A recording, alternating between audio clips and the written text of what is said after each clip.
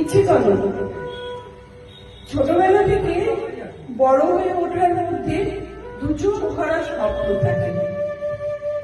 আমরা যারা অতি সাধারণ ঘরের মেয়ে বা ছেলে, তাদের সেই স্বপ্ন পূরণ হয় না।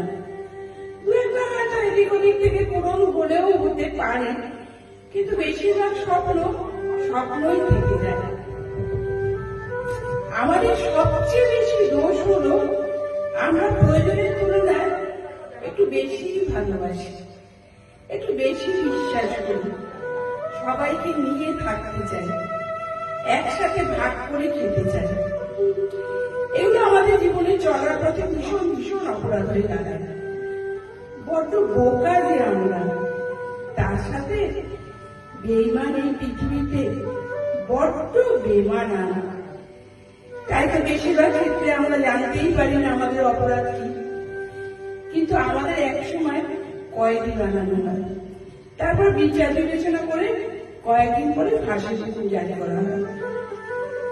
আমরা ফাঁসির আসামিরা জানতেই পারি না আমাদের অপরাধ কি, কিন্তু তবুও মানসিকভাবে আমাদেরকে বারবার ফাঁসি দেওয়া হয়।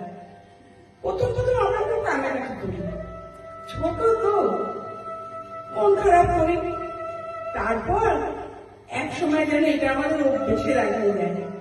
তখন ঠোঁটের কোণে একটু হাসি ফুটিয়ে বলি, ভালো আছি, তুমি ভালো আছো তো?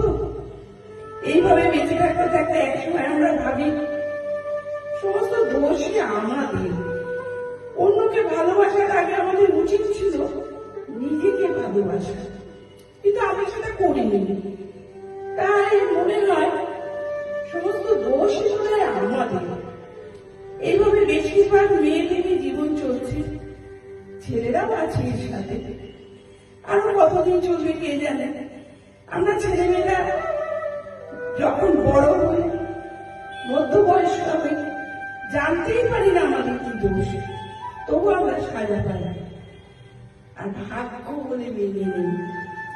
মনের ভেতরের কথাগুলো খুব লিখতে ইচ্ছা করলো, তাই সাহস করে লিখে দিলাম। অপরাধ নেবেন না প্লিজ।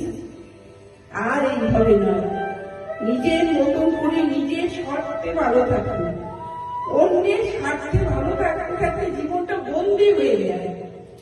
জীবন তো একটাই, তাই নিজের স্বার্থে মাথা উঁচু করে বাঁচুন। আর অবশ্যই সত্যিকারে ভালো থাকুন। কেউ যদি জিজ্ঞাসা করে কেমন আছো, অন্তর থেকে যাতে বলতে পারে, হ্যাঁ ভালো আছি। নমস্কার।